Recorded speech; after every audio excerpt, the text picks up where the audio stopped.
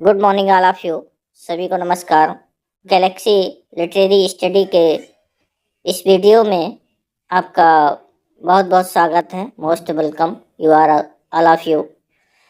इस वीडियो में हम और आप यूलिसस के बारे में जानेंगे, जो कि एक पोएम है लॉर्ड अल्फ्रेड लॉर्ड टेनिसन की, जो कि एक विक्टोरियन पोइट हैं, जिनका जन्म 1809 ईस्वी में हुआ था और जिनकी मृत्यु 1892 में हुई, जिनको रिप्रेजेंटेटिव पोइट कहा जाता है विक्टोरियन एज का। ये जो पोएम है यूलिसस 1842 में प्रकाशित हुई थी, जिसमें एक बहुत ही उत्कृष्ट श्रेणी की फिलॉसफी दर्शाई गई है, प्रेजेंट की गई है। मुख्य रूप से जो विक्टोरियन एज जहाँ पे शुरू होता है, लोगों के अंदर ज्ञान नॉलेज के प्रति जागरूकता आती है, उसी को ये भी पूरी कहानी दर्शाती है। हालांकि जो यूलिसस है एक क्लासिकल फिगर है, जो होमर के ओडिसी से ली गई है, और जो कि ग्रीक लेखक हैं होमर। यूलिसस, जिसको ओडिसियस भी कहते हैं ग्रीक में, तो मुख्य रूप से पर एग्जाम पॉइंट ऑफ व्यू से अगर आता है क्वेश्चन, तो इसका पोइम का सोर्स जो है होमर का ओडिसी है, और दांते का इन्फर्नो या डिवाइन कॉमेडी में जो पार्ट है इन्फर्नो, ये दो स्रोत हैं, इसके स्रोत हैं। कहीं क्वेश्चन आ जाता है मैचिंग करने या जो भी कि इसका सोर्स क्या है, तो इन्फर्नो है दांते का, जो कि डिवाइन कॉमेडी भी उसका पार्ट है, डिवाइन कॉमेडी का, और ये होमर का ओडिसी है। कहानी क्या है इसमें, तो उससे पहले हम इसके बैकग्राउंड में थोड़ा सा जाते हैं। नाम सुना होगा हेलेन, जो कि बहुत ही खूबसूरत थी, इससे ज़्यादा कोई खूबसूरत नहीं था।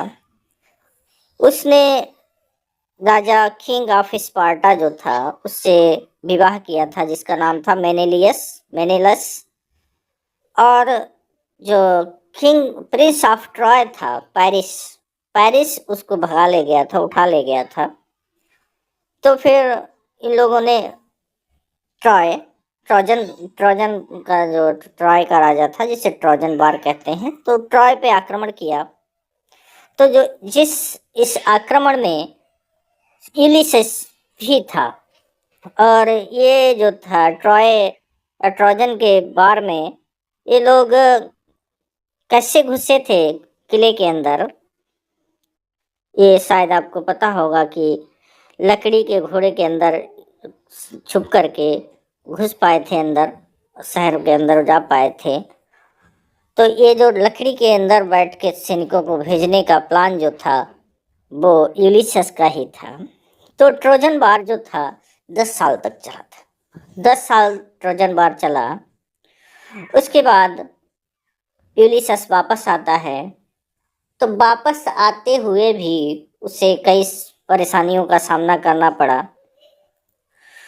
तो जैसे कि एक वन आइड मैन था साइक्लॉप्स, और एक और था पॉलीफेमस, इनसे भी उसे युद्ध करना पड़ा। परेशानियों में उत्पन्न हुई इन लोगों के द्वारा भी वापस आते समय। और एक इंचांट्रेस जी थी, जादूगरनी, जिसे सर्स कहते हैं, उससे भी सामना करना पड़ा। तब जाके अपने घर वापस पहुंच पाया। तो घर वापस पहुंचा, तो घर वापस वो सीधे नहीं गया था, बताते हैं कि एक भिखारी के रूप में गया था। तो भिखारी के रूप में गया था, तो वहाँ पे उसके घर पे उसके पिता थे लेआर्टीज, और उसकी वाइफ थी पेनीलोप। तो उन दोनों ने भी नहीं पहचान पाया था यूलिसस को। 20 साल बाद घर पहुंचा, तो एक कुत्ता था इनका, उस कुत्ते ने इसको पहचान लिया था, अपने मालिक को, कि ये यूलिसस है। तो ये यूलिसस की बैकग्राउंड है। यहीं से पोएम की शुरुआत होती है एक मोनोलॉग है जिसमें स्पीकर बोलता है ऑडियंस के सामने। ऑडियंस इसका रिस्पांस नहीं मिलेगा, केवल स्पीकर बोलता रहेगा। मोनोलॉग के रूप में ये पोएम लिखी गई है। अल्फ्रेड टेनिसन कहता है, it little profits that an idle king by this still hearth among these barren cracks। ये इट लिटिल प्रॉफिट्स, ये बहुत ही मतलब इसका कोई लाभ नहीं है, फायदा नहीं है कि एक राजा एक इडल किंग की तरह जीवन बिताए, एक आलस से भरा जीवन बिताए। ये बिल्कुल लाभदायक नहीं है। बाय दिस स्टिल हर्थ, यह एकदम शांत भूमि पर राज्य करे जहाँ कोई एडवेंचर नहीं है, इनएक्शन है, life of inaction. Among these बरन क्रैक्स, दीज बरन बंजर भूमि, क्रैक्स चट्टानी बंजर भूमि पर राज्य पर शासन करे, आलस्य वाला, विदाउट एक्शन, बिना एक्शन का, बिना एडवेंचर का, ये बिल्कुल शोभा नहीं देता है। और वो भी यूलिसस जैसे योद्धा को। मेस्ट विद एन एज्ड वाइफ, जिसकी पत्नी कैसी है, काफ़ी उम्र हो चुकी है उसकी भी, बूढ़ी हो गई है, उसके साथ वो जीवन बिताए जो उसको वैल्यू भी नहीं समझ पाती है यूलिसस क्या है, ऐसे। And I mete and dole unequal laws unto a savage race. I mete and dole, mete and dole का मतलब नियम कानून थोपूं, नियम कानून के अंदर बांधूं, किनको, अनइक्वल लाज। अब जैसे कि अनसिविलाइज्ड लोग हैं इथाका के, तो उनको कंट्रोल करने के लिए कुछ ऐसे नियम भी, गलत सही भी नहीं नियम अपनाने पड़ेंगे, तब जाके उनको शायद कंट्रोल कर पाएंगे सेवेज रेस, अनसिविलाइज्ड लोगों पर। दैट होर्ड एंड स्लीप, कैसे लोग हैं जो होर्डिंग करते हैं, खाना पीना सोना, पैसे की होर्डिंग करते हैं, एंड स्लीप, सोना है जिनका जीवन केवल पैसे इकट्ठा करना, सोना, एंड फीड, खाना, एंड नो नॉट मी, और वो मैं वास्तव में क्या हूँ, किस तरह का योद्धा हूँ, वो मुझे वास्तव में जानते भी नहीं, समझते भी नहीं। ऐसे लोगों पर मैं राज्य करूँ, मैं मुझे बिल्कुल अच्छा नहीं है, बिल्कुल अनप्रॉफिटेबल है, प्रॉफिट इसका कोई लाभ नहीं है। तो इसलिए I can not rest from travel, मैं एकदम आलसपूर्ण जीवन व्यतीत नहीं कर सकता, रेस्ट नहीं कर सकता फ्रॉम ट्रेवल, जैसा कि मैंने अभी तक 20 सालों में ट्रेवल किया है। I will travel without adventure, without adventure की लाइफ जीना मेरे लिए अच्छा नहीं है। I will drink life to the lees, I will drink, मैं जिंदगी को जीऊँगा, ड्रिंक मतलब पीना, life to the lees, lees का मतलब है जो जिंदगी है, एक शराब का प्याला है, उसकी आखिरी बूंद तक मैं उसको पीऊँगा। जिंदगी को क्या बताया है, एक जैसे कि शराब का प्याला होता है, उसकी आखिरी बूंद तक मैं जिंदगी को पीऊँगा, मतलब जिंदगी की आखिरी सांसों तक मैं जीऊँगा। All times I have enjoyed, हमेशा से अपने पुराने जीवन के बारे में बताते हुए कहता है यूलिसस, ऑल टाइम्स, हमेशा ही, आई हैव एंजॉयड, मैंने एंजॉय किया है, जिंदगी को जिया है, ग्रेटली, बड़े ही महान तरीके से, बड़े ही उच्च तरीके से, हैव सफर्ड ग्रेटली, और उस जीवन में परेशानियां भी आई हैं, both with those that loved me, और मैंने ये जीवन जिया है उनके साथ जो मुझे प्रेम करते से थे, अपने साथियों के साथ, उनके साथ जिया है। एंड अलोन, और अकेले भी। ऑन शोर एंड व्हेन, ऑन शोर, समुद्र के किनारों, तटों पर, जहाँ कहीं भी मेरे साथ थे, उन लोगों के साथ भी जिया था, जैसे कि कुछ नाम हम बता चुके हैं पहले भी, उनके साथ जिया है, और अकेले भी जिया है, परेशानियाँ भी आई हैं और खुशियाँ भी आई हैं। Through scudding drifts the rainy Hyades vext the dim sea, और परेशानियां कैसी आई हैं, scudding drifts the rainy Hyades, rainy Hyades एक नक्षत्र होता है, तारा होता है, जो संकेत करता है वर्षा का, कि तूफान आने वाला है, वर्षा आने वाली है। स्कडिंग ड्रिफ्ट्स, हवाएं चलती हैं, एक तरफ से हवाएं चलती हैं और दूसरी तरफ से बादल आते हैं। उल्टी दिशा में बादल चलते हैं, जिस तरफ हवाएं चलती हैं उसकी उल्टी दिशा में। तो ये इंडिकेट करता है vexed the dim sea, vexed उद्वेलित करता है द डिम सी, जो सोया हुआ समुद्र है उसको उद्वेलित करता है कि तूफान आने वाला है, वर्षा होने वाली है। ऐसे समय में भी हमने एंजॉय किया है जिंदगी को। I am became a name, मैं एक नाम बन गया था।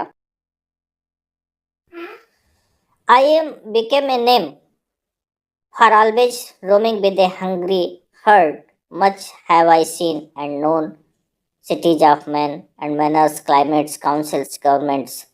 I am become a name. जैसे कि जहाँ भी मैं गया हूँ, जहाँ भी मैं गया हूँ वहाँ अपनी पहचान छोड़ी है कि भाई ये यूलिसस है। कुछ करके दिखाया है ऐसा जिससे कि उसको सभी जाने। ऐसा मैं रहा हूँ हमेशा, चाहे परेशानियाँ कहीं भी गया है वो मेरा नाम रहा है। For always roaming with a hungry heart, और मैं हमेशा घूमता रहा हूँ, चलता रहा हूँ। हंग्री हर्ट, एक भूख थी कुछ नया जानने की, भूख थी इस बात की कुछ नया जानने की, नया ज्ञान प्राप्त करने की भूख के साथ हमेशा मैं चलता रहा हूँ। Much have I seen and non, बहुत कुछ मैंने जाना है और बहुत कुछ बाकी है। सिटीज ऑफ मैन, बहुत सारे शहरों में गया हूँ, वहाँ लोग मुझे मेरे नाम से जानते हैं, पहचान है मेरी। एंड मैनर्स, कई तरह के मैनर्स के लोगों से मिला हूँ। क्लाइमेट्स, अलग अलग तरह के क्लाइमेट्स को जाना है मैंने। काउंसिल्स, दरबारियों को। गवर्नमेंट्स, सरकारों को, हर तरह के लोगों से मिला हूँ। माई सेल्फ नॉट लीस्ट, और जहाँ भी मैं गया हूँ, लीस्ट का मतलब ना के बराबर, वहाँ ऐसा नहीं मेरी कोई वैल्यू ना हो। हर जगह मैंने कुछ ना कुछ ऐसा किया है जो मेरी वैल्यू को प्रूव किया है, अपनी वैल्यू को मैंने प्रूव किया है। लिस्ट निरर्थक वाला नहीं, बेकार वाला नहीं, जहाँ भी गया हूँ वहाँ मेरा एक नाम छोड़ा है। But honoured of them all, और उन सब ने मुझे सम्मानित किया है। जहाँ कहीं भी गया हूँ उन सब ने मुझे सम्मानित किया है, तुच्छ वाला नहीं, लिस्ट नहीं रहा कहीं पे भी। And drunk delight of battle with my piers, और युद्ध का ड्रंक डिलाइट, डिलाइट मीन्स आनंद लिया है, युद्ध के आनंद को पिया है, जिया है। Of battle with my piers, अपने साथियों के साथ युद्ध लड़ा है, युद्ध का आनंद लिया है। Far on the ringing plains of windy Troy, ringing plains of windy Troy, ringing plains of windy Troy एक सूक्ति रूप में प्रयोग किया जाता है। उस ट्रॉय की युद्ध भूमि पर जो चक्करदार एकदम है, उस युद्ध भूमि पर मैंने युद्ध लड़ा है और उसका आनंद लिया है अपने दोस्तों के साथ। I am a part of all that I have met, जहाँ भी गया हूँ, जिससे भी मिला हूँ, मैं उसका हिस्सा बना हूँ। केवल निरर्थक नहीं रहा हूँ, अपनी वैल्यू प्रूव की है, मैं उसका हिस्सा बन के आया हूँ। पार्ट एंड पार्सल, हिस्सा बना हूँ। ऐसा नहीं कि मैं बस गया वहाँ से निकल गया, ऐसा कुछ नहीं। मैं हमेशा जहाँ भी गया उसका हिस्सा बन के रहा हूँ। Yet all experience is an arch where through gleams that untravelled world whose margins fade. अब आगे कहता है सिस्टेंजा में, एट ऑल एक्सपीरियंस, हालांकि जितना भी अनुभव मुझे प्राप्त है, वो अनुभव इज एन आर्क, आर्क, अब वो अनुभव एक आर्क की तरह है, एक ऐसा दरवाजा जो ये धनुषाकार होता है, चंद्राकार होता है, अर्ध चंद्राकार दरवाजा है। उससे वो ज्ञान क्या है, जो ज्ञान प्राप्त किया है वो एक चंद्राकार दरवाजे के समान है, जहां से होकर आगे का ज्ञान प्राप्त किया जा सकता है। बहुत ही इंपॉर्टेंट है पैसेज, जरा आगे देखेंगे। Gleams that untravelled world whose margins fade, उस दरवाजे से जो ज्ञान प्राप्त नहीं हुआ है, जो हमने ट्रेवल नहीं किया है, अनट्रेवल्ड है, उसकी चमक दिखाई देती है। जो ज्ञान प्राप्त है, जो मुझे प्राप्त ज्ञान है, वो कैसा ज्ञान है? चंद्राकार दरवाजा है वो ज्ञान एक चंद्राकार दरवाजा है। उस दरवाजे से आगे का जो ज्ञान है उसकी चमक प्राप्त हो रही है।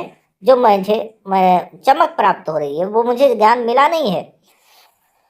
हुज मार्जिन्स फेड, मार्जिन्स जो अनंत तक है और दूर पर वो फेड, फेड मीन्स जहाँ जहाँ पे धुंधला है, अंत में जो धुंधला दिखाई दे रहा है वो पूरी तरह से दिखाई नहीं दे रहा है, उसकी थोड़ी सी चमक दिखाई दे रही है।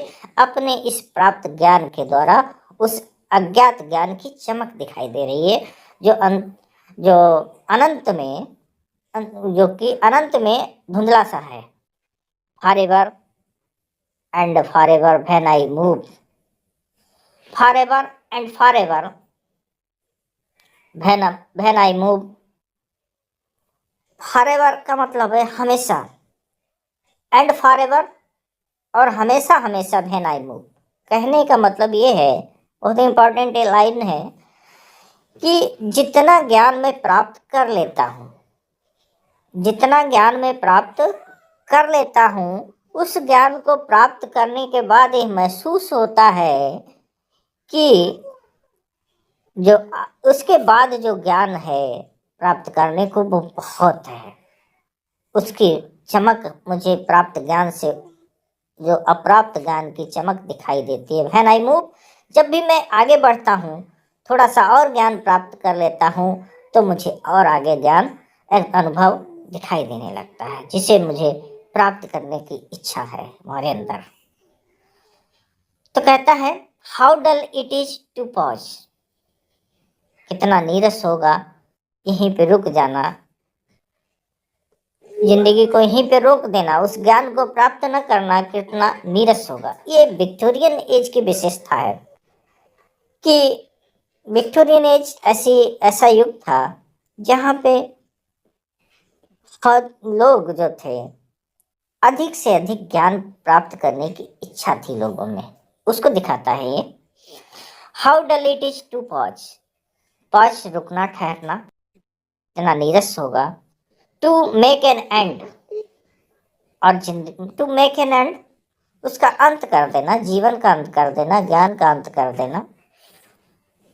To rust unburnished not to shine use, और जब रुक जाएंगे, जब तलवार चलेगी नहीं, रखी रहेगी, तो उस पे क्या लग जाएगी? जंग लग जाएगी।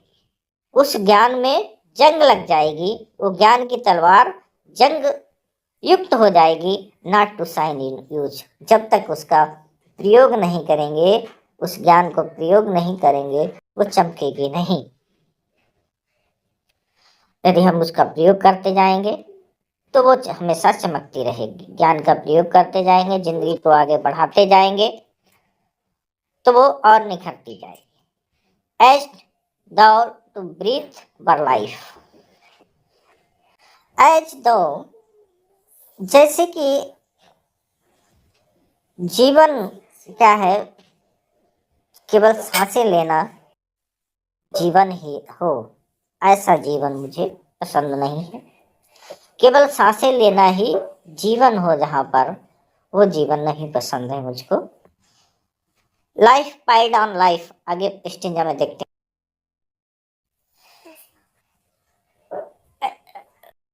लाइफ पाइल्ड ऑन लाइफ, मान लो कई जन्म, लाइफ पाइल्ड ऑन लाइफ, कई जन्म इकट्ठे कर दिए जाए, कई जिंदगियों का ढेर। वर ऑल टू लिटिल, वो सारे जीवन, कई जीवन मिला के एक जिंदगी, वो भी बहुत छोटे पड़ जाएंगे। And one of to me, वो भी बहुत मेरे लिए छोटे पड़ेंगे, कई जीवन मिला के भी, हालांकि मेरे पास एक ही जीवन है। And of one to me little जिनेस, और एक ही जीवन है मेरे पास, उसमें से भी थोड़ा सा बचा है, उसमें भी थोड़ा सा बचा है। But every hour is saved, कहता है, अपने पुराने जीवन को लेकर कहता है, but every hour is saved from that eternal silence. तो जिंदगी का जो मैंने हिस्सा जिया है, उसका हर एक घंटा, हर एक क्षण मुझने बचाया है। बचाया कैसे है? यदि जिंदगी को बिना किसी एडवेंचर के, बिना किसी कार्य के बिता देना, जिंदगी को जीना नहीं है। जिंदगी को जीना है, जीना है, जिंदगी का जीना तभी उसको कह सकते हैं जब उसमें कुछ किया। तो हमेशा मैंने जिंदगी को जिया है। जिंदगी को जिया का मतलब हमेशा मैंने जिंदगी में कुछ ना कुछ किया है, कुछ ना कुछ किया है। तो मैंने उस जो समय बर्बाद हो जाता, जिन मौत के मुंह में चला जाता पर नष्ट होके, उसको मैंने बचाया है। जीने का मतलब उसको मैंने बचाया है। From that eternal silence, eternal silence जो मृत्यु के मुंह में चला जाता है। यदि हमने समय बर्बाद कर दिया तो वो बेकार चला गया मृत्यु के मुंह में, तो वो जीवन हमने जिया नहीं है, वो तो मृत्यु के मुंह में ऐसे ही चला गया। तो मैंने पूरी जिंदगी को बचाया है, जिया है। समथिंग मोर, और इससे भी अधिक, a bringer of new things, bringer of new things. हर एक घंटा, हर एक क्षण कुछ नया लेके आया है मेरे लिए। नया उपहार मैंने प्राप्त किया है, नए एडवेंचर हमने किए हैं। तो इस तरह से हमने अपनी जिंदगी को जिया है, बचाया है, मरने से बचाया है। मरने से बचाने का मतलब जिंदगी को एडवेंचरस तरीके से जीना। And vile it were for me, for some 3 sons to store and hold myself. While it, while व्यर्थ करना, नष्ट करना होगा। For some 3 sons to store and hold myself. जो भी 2-3 साल, 3 sons का मतलब 2-3 साल अगर जिंदगी के बचे हैं, और होर्डिंग करना, उसके लिए पैसे कमाना, इकट्ठे करना, मेरे लिए व्यर्थ ही होगा। ये अगर मैं ऐसा करता हूँ तो मैं जिंदगी को जी नहीं रहा हूँ, बल्कि उसको मौत के मुंह में ऐसे ही फेंक रहा हूँ, तो मेरे लिए व्यर्थ होगा। At this grey spirit yearning is desire in desire, and this grey spirit, और जो द ग्रे स्पिरिट, ग्रे जब बाल भूरे हो जाते हैं, पक जाते हैं, उसको ग्रे स्पिरिट। जब मैं अब बूढ़ा हो गया हूँ, काफी उम्र हो गई है, यर्निंग इन डिजायर, यर्निंग इच्छा करना, इन डिजायर मेरी इच्छा है, मेरी इच्छा है इस उम्र में भी, बुढ़ापे में भी मेरी इच्छा है to follow knowledge like a sinking star, ज्ञान प्राप्त करना, अनुभव प्राप्त करना, नई नई चीजों को जानना, like a sinking star. Sinking star का मतलब एक डूबता हुआ तारा। डूबता हुआ तारा का यहाँ पे मतलब है कि जब तारा डूबता है तो दूसरी दुनिया में जाता है, और वहां से दूसरी दुनिया से एक नया ज्ञान प्राप्त करके फिर वापस आता है। सूर्य जब डूबता है दूसरी दुनिया में जाता है, मृत्यु के बाद जाता है, वहां एक नया जीवन उसको मिलता है, मान लेते हैं। जैसे कि मृत्यु के बाद जाता है नई दुनिया में, वहां उसको नया अनुभव मिलता है। तो उसी तरह से मैं डूबते हुए तारे की तरह मैं भी नया ज्ञान प्राप्त करना चाहता हूँ। Beyond the utmost bound of human thought, beyond the utmost bound of human thought, मानवीय विचारों से परे दुनिया जो है, मानवीय विचारों से परे दुनिया की जो मृत्यु के बाद की दुनिया है, उस दुनिया के ज्ञान को मैं प्राप्त करना चाहता हूँ। जैसे कि एक तारा प्राप्त करता है, डूबता हुआ तारा प्राप्त करता है, उसी तरह से मैं भी एक नए ज्ञान को हमेशा प्राप्त करने की इच्छा रखता हूँ। This is my son, my own Telemachus. तो ये पहला स्टेंजा यहीं तक था, यहाँ से दूसरा स्टेंजा है, ये दूसरा स्टेंजा इतना ही है, उसके बाद तीसरा है। 3 स्टेंजा में पोइम है, कुल 70 लाइन्स हैं, 70 पंक्तियां हैं इस कविता में, पूरी कविता में 3 स्टेंजा में बांटा गया है। हालांकि स्टेंजा बराबर नहीं है, कुछ छोटे बड़े हैं सब, और आयमिक पेंटामीटर में है ये पोइम। चलिए इसको दूसरे स्टेंजा को देखते हैं। अब बात करते हैं यहाँ पे उनके परिवार के बारे में। यूलिशस अपने परिवार के बारे में बात करता है। This is my son my own Telemachus, ये मेरा पुत्र है, मेरा अपना पुत्र जिसका नाम टेलीमेकस है। To whom I leave the sceptre and the isle, जिसके लिए मैं ये शासन और ये द्वीप में आइलैंड इसको छोड़ना चाहता हूँ, देना चाहता हूँ, समर्पित करना चाहता हूँ। Well loved of me, loved of me, मुझसे वो प्रेम किया जाता है, मतलब मैं उससे बहुत प्रेम करता हूँ। और ये भी जानता हूँ, डिसर्निंग, ये भी जानता हूँ, टू फिल दिस लेबर, कि वो इस काम को, लेबर को, इस काम को वो फुलफिल कर पाएगा, इस राज्य पे शासन कर पाएगा।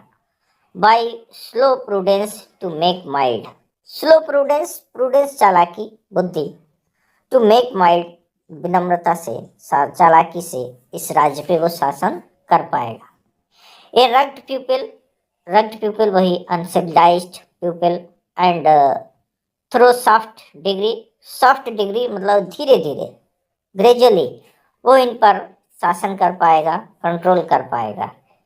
और धीरे धीरे वो क्या कर पाएगा, subdue them to the useful and the good. Subdue them, subdue them means यहाँ पे ट्रेन कर पाएगा उन लोगों को, धीरे धीरे ट्रेन कर पाएगा और उनको यूजफुल और गुड बना सकेगा, अच्छा और उपयोगी बना पाएगा धीरे धीरे अपने शासन के द्वारा।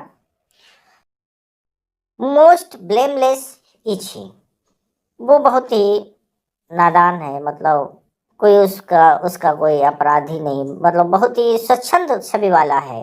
Centred in the sphere, sphere यहाँ पे घर के कार्य, मतलब शासन के कार्यों में लगा हुआ एक व्यावहारिक व्यक्ति जिसे कह सकते हैं। Centred in the sphere of common duties, sphere of common duties, जो सामान्य परिवार के, घर के, परिवार के जो कर्तव्य होते हैं उनमें वो बहुत ज़्यादा सेंटर्ड है, व्यवहारिक है।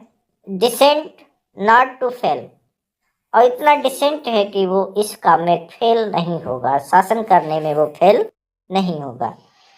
इन ऑफिसेस ऑफ टेंडरनेस, नम्रता के कार्य, जैसे माता के प्रति जो उसका कर्तव्य है उसमें भी वो फेल नहीं होगा। And pay meet adoration to my household gods, जो घर में परिवार में रिचुअल्स होते हैं, देवी देवताओं की पूजा होती है, उनको भी वो अच्छे तरह से कर पाएगा।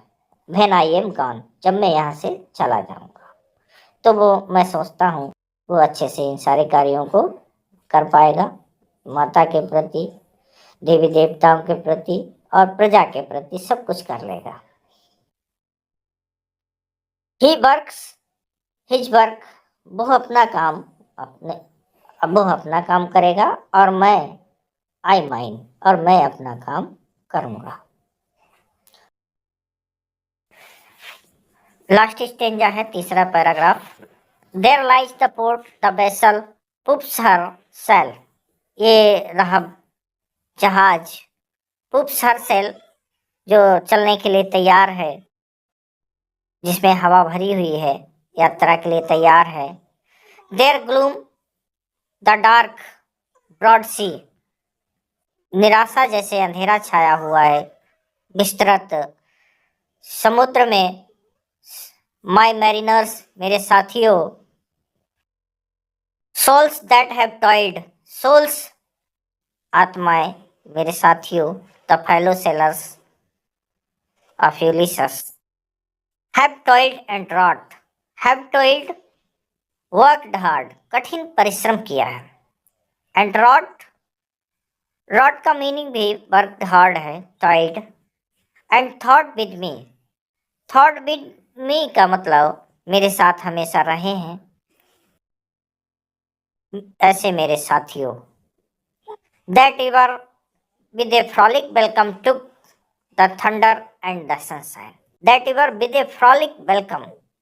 फ्रॉलिक वेलकम का मीनिंग है मेरी चेयरफुल ग्रीटिंग, मेरी खुशीपूर्ण, चेयरफुली ग्रीटिंग स्वागत किया है, जिन्होंने हमारे साथ सब स्वागत किया है सबका, किसका? The thunder and the sunshine. Thunder जैसे कि बिजली की चमक हो, यहाँ पे मतलब है बुरे दिनों का, मुसीबतों का, जिन्होंने बड़े ही खुशी खुशी स्वागत किया है, और साथ ही मुसीबतों का भी, और सनशाइन खुशियों का भी बड़े खुले दिल से हमने स्वागत किया है। एंड अपोज्ड, और विरोध किया है, किसका विरोध किया है? Free hearts, free foreheads, you and I are old. Free hearts, खुले दिल से विरोध किया है परेशानियों का। फ्री फॉरहेड्स, स्वतंत्र मस्तिष्क से विरोध किया है परेशानियों का। You and I are old, लेकिन हम और आप आज बूढ़े हो गए हैं, ओल्ड एज में आ गए हैं। Old age hath yet his honour and his toil. हालांकि ओल्ड एज का भी एक अपना सम्मान होता है, एक अपना कार्य होता है। डेथ क्लोजेस ऑल, मृत्यु इसको बंद कर देती है। मृत्यु के साथ सब कुछ खत्म हो जाता है, मृत्यु के साथ ही सम्मान, कार्य सब खत्म हो जाता है। But something array the end, array means पहले, बिफोर, लेकिन इससे आने से पहले, इसके आने से पहले, मृत्यु के आने से पहले मैं चाहता हूं some work of noble note, ऐसा कुछ उत्कृष्ट श्रेणी का, उत्कृष्ट note, great work, noble deed किया जाए, कुछ उत्कृष्ट कार्य किया जाए। मे एट बी डन, जो मे एट बी डन, अभी भी जो हो सकता है ऐसा कार्य। Not unbecoming men that is true with gods. Not unbecoming, यहाँ पे अनबिकमिंग, बिकमिंग मीन्स होता है सुइटेबल, अनबिकमिंग अनसुइटेबल, और नॉट अनबिकमिंग का मतलब उपयुक्त, मैन के लिए, व्यक्तियों के लिए, that is true with god, जो स्ट्रगल विद गॉड, जो ऐसे व्यक्ति हम रहे हैं, जैसा कि कहा जाता है ट्रोजन वार में देवताओं के भी शामिल थे, देवता भी शामिल थे, ऐसे हम लोग रहे हैं। और ऐसे लोगों को कुछ नया करना कोई गलत नहीं होगा, कि हम लोग ऐसे लोग हैं जो देवताओं से भी लड़े हैं, तो हम लोग ये सब कर सकते हैं, कुछ नया अभी भी कर सकते हैं। हमारे लिए ये कोई बड़ा मुसीबत वाला नहीं है कि ऐसा नहीं कर सकते, हम कर सकते हैं ऐसा। The lights begin to twinkle from the rocks, जैसा कि ये चित्र में दिखाया है, जो राज्य है इथाका का, वो चट्टानी है, पहाड़ी क्षेत्र है, चट्टाने हैं जहाँ। तो शाम का समय है, तो शाम के समय घरों में लाइटें जल गई हैं, तो वही लाइट चमक रही हैं। The lights begin to twinkle from the rocks, चट्टानों से प्रकाश आ रहा है, घर के रोशनी जलने लगी है। द लॉन्ग डे बेंस बेनिसेस, लंबा दिन जो है गुजर गया है। द स्लो मून क्लाइम्स, और धीरे धीरे चांद ऊपर आ रहा है, शाम का मौसम हो रहा है। The deep moons round with many voices, deep moons, शाम के समय विभिन्न तरह की आवाजें होती हैं, रोने चिल्लाने की, पशु पक्षी, तो उनके लिए कहा है the deep moans round with many voices, बहुत सारी आवाजें आ रही हैं रोने की, चिल्लाने की। कम माय फ्रेंड्स, आओ मेरे दोस्तों। दिस नॉट टू लेट, ये बहुत इंपॉर्टेंट है, एक प्रोवर्ब की तरह इसको कह सकते हैं। दिस नॉट टू लेट, अभी बहुत ज्यादा देर नहीं हुई है। To seek a newer world, एक नई दुनिया ढूंढने के लिए अभी देर नहीं हुई है। Push off and sitting well in order smite, push off धक्का दो, जहाज को धक्का दो, एंड सिटिंग बेल और अच्छे से बैठ करके, इन ऑर्डर स्माइट, ऑर्डर स्माइट का मीन्स है यहाँ पे जो चप्पू होता है उसको चलाओ, चप्पू को स्ट्राइक करो, चप्पू पे प्रहार करो, स्ट्राइक, स्माइट का मतलब स्ट्राइक। द साउंडिंग फ्यूरोज, साउंडिंग फ्यूरोज जो लहरें हैं उनसे आवाज आ रही है, और ये आवाज आ रही है जो जहाज है उसके चलने से। फॉर माई पर्पज होल्ड, मेरा उद्देश्य जो है, टू सेल, वो क्या है, to sail beyond the sunset. Beyond the sunset का मतलब यहाँ पे है कि जो ग्रीक फिलॉसफी के अनुसार कि जो मृत्यु के बाद लोग जो दूसरी दुनिया में जाते हैं तो वहाँ एक नई दुनिया में जाते हैं और नया अनुभव मिलता है। तो यहाँ पे वो चीज है दिखाई गई है, बताया है। To sail beyond the sunset, जो सूर्य, जहाँ पे अंतरिक्ष होता है, जहाँ पे सूर्य और पृथ्वी मिलते हैं, उसके बाद एक दूसरी दुनिया है, वहां जाते हैं। तो मुझे वहां तक जाना है, दूसरी दुनिया में जाना है, वहां तक यात्रा करनी है। And the baths of all the western stars, और कहा माना जाता था फिलॉसफी में ऑल द वेस्टर्न स्टार्स, जहाँ पे उस दूसरी दुनिया में शाम को जो तारे होते हैं, वेस्टर्न स्टार्स, पश्चिम में जो सूर्य है वो जाके छिप जाता है, नहाता है समुद्र में, अंतरिक्ष में, और फिर से वो आ जाता है तो अनुभव के साथ। तो वहां पे जब नहाते हैं अंतरिक्ष में, जहाँ पृथ्वी और आकाश मिलता है, तो मैं उस दुनिया में जाना चाहता हूँ, उस दूसरी दुनिया में, अंटिल आई डाई, जब तक कि मैं मरता नहीं हूँ, मैं वहां तक की यात्रा करना चाहूंगा। It may B that the girls will wash us down, और इस यात्रा में हो सकता है कि लहरें मुझे डुबा दें। It may be we shall touch the happy isles, हो सकता है उस सुखद दुनिया को, जो दूसरी दुनिया है जहाँ वर्चुअस लोग, अच्छे लोग जाते हैं, वो दुनिया हम उसको पालें, वहां तक पहुंच जाए।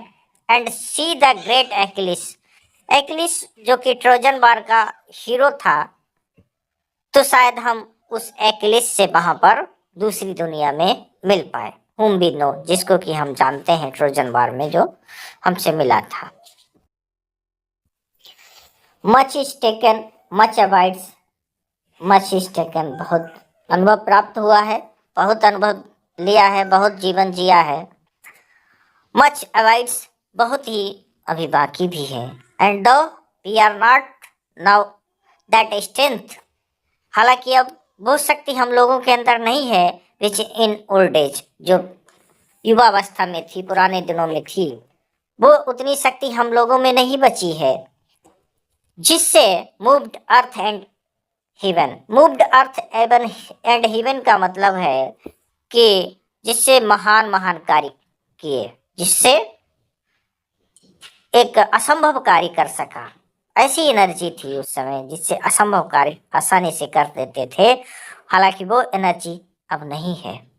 दैट विच वी आर, जो भी हम हैं वो आज ऐसे हैं। One equal temper of heroic hearts, हम लोग कैसे हैं, इसमें कुछ संदेह नहीं कि सारे जो सेलर थे, सारे योद्धा थे, वो एक जिनका कॉमन उद्देश्य होता था, और सब एक कॉमन उद्देश्य के लिए लड़ते थे, एक ही स्वभाव, एक ही शक्ति के साथ। Made weak by time and fate. हालांकि अब हमको समय ने और भाग्य ने कमजोर कर दिया है, बट स्ट्रांग इन विल। लेकिन समय ने, भाग्य ने फिजिकली तो कमजोर कर दिया है, लेकिन इच्छा से हम लोग वैसे ही स्ट्रांग हैं जैसे कि पहले हुआ करते। कैसे हुआ करते थे? To strive, to seek, to find and not to give. To strive, to struggle. हमारा जीवन में यही उद्देश्य रहा है हमेशा हम सबका, स्ट्रगल करना। टू सीक, नई चीजें ढूंढना, नई दुनिया ढूंढना। टू फाइंड, और उसे प्राप्त करना। एंड नॉट टू यील्ड, और कभी भी समर्पण नहीं करना, कभी भी समर्पण नहीं करना। ये हमारे जीवन में रहा है और ऐसा ही आगे भी रहेगा। ऐसा हमारा व्यक्तित्व है। इसी के साथ ये पोएम खत्म होती है। बहुत ही अच्छी पोएम है। और यहाँ पे मुख्य रूप से विक्टोरियन एज की जो लोगों के अंदर जिज्ञासा थी, जानने की इच्छा थी, नया कुछ करने की इच्छा थी, नए ज्ञान की पिपासा थी, वो सारी चीजें इस पोएम में दर्शाई गई हैं। तो शायद इसीलिए अपने टाइम की जो रिप्रेजेंटेटिव क्वालिटीज को बताते हैं टेनिसन, हर एक पोएम में बताते हैं। तो इसीलिए टेनिसन को विक्टोरियन एज का रिप्रेजेंटेटिव पोइट कहा जाता है। विक्टोरियन एज में ऐसा स्वभाव व्यक्तियों का था। तो इन्हीं के साथ इस पोएम को यहीं पे रोकते हैं। कुछ नहीं समझ आया है तो आप कमेंट में लिख सकते हैं। दोबारा इस पे हम आपको सजेशन देंगे, देखेंगे कुछ सुधार हो सकता है। हालांकि पूरा प्रयास रहा है हमारा हर एक लाइन को अच्छी तरह से एक्सप्लेन करने का, और आपको समझ आया हो, आपका इससे कुछ लाभ हो, यही हमारी आशा रहेगी। इसी के साथ सभी को धन्यवाद वीडियो में अंत तक बने रहने के लिए। कृपया इस वीडियो में अगर अच्छा लगा है तो शेयर और कमेंट जरूर करें। नमस्कार।